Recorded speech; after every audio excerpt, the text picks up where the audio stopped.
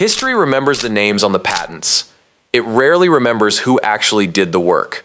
Antonio Meucci, the telephone 12 years before Alexander Graham Bell filed his patent. An Italian immigrant named Antonio Meucci had already built a working voice transmitting device in his New York home. He called it the teletrafono, but Meucci was too poor to renew the temporary patent filing that protected his idea, and Bell's lab happened to share space with the same company Meucci had submitted his notes to. In 2002, the U.S. House of Representatives officially recognized Meucci's contribution. By then, the world had spent over a century calling it Bell's invention. Nikola Tesla, AC power and radio Tesla's alternating current system powers nearly every home on Earth today. His wireless transmission experiments laid the groundwork for radio, technology credited to Guglielmo Marconi, until the U.S. Supreme Court overturned Marconi's patents in 1943, ruling Tesla's work came first. Tesla died that same year, alone in a New York hotel room, with almost nothing to his name. Philo Farnsworth. Television Farnsworth sketched the concept for electronic television at 14 years old, drawing it for his high school chemistry teacher. By 21, he'd built a working prototype.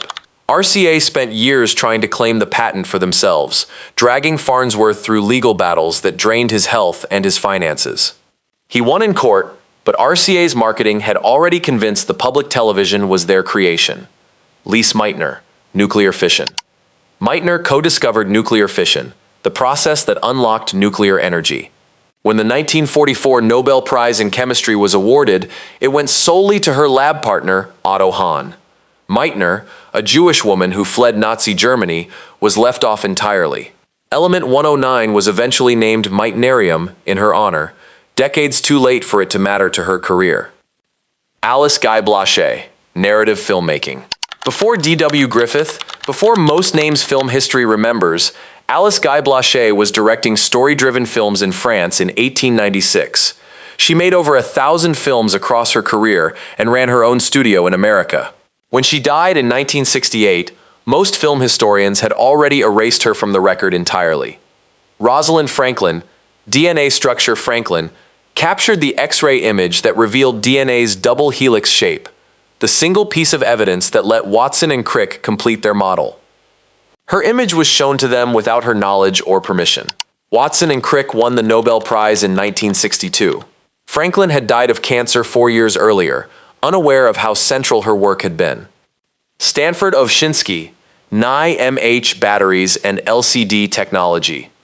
A high school-educated machinist with no formal science degree, Ovshinsky invented the nickel metal hydride battery that powers hybrid cars today, along with foundational work behind modern LCD screens. Oil and auto industry patent disputes buried much of his battery technology for years. Most people driving hybrids today have never heard his name. Charles Goodyear, vulcanized rubber. Goodyear spent years experimenting with rubber, going into debt, even serving time in a debtor's prison, before accidentally discovering vulcanization when he dropped rubber and sulfur on a hot stove. He died owing over $200,000. The company that carries his name today wasn't founded by him, it was named after him decades after his death. Hedy Lamarr, frequency hopping technology. Known to the public as a Hollywood film star, Lamarr co-invented a frequency-hopping communication system during World War II, designed to guide torpedoes without enemy jamming. The Navy shelved it. Decades later, the same principle became the foundation for Wi-Fi, GPS, and Bluetooth. She wasn't inducted into the National Inventors Hall of Fame until 2014, nearly 15 years after her death. Garrett Morgan, traffic signal and gas mask. Morgan patented an early gas mask that saved lives during a 1916 tunnel explosion rescue and invented the modern three-position traffic signal still used today. As a black inventor in the early 1900s, he often had to hire white men to demonstrate and sell his own inventions, since buyers refused to work with him directly once they learned his race. 10 names, 10 inventions still shaping how the world works today. History picked who to remember. It rarely picked fairly.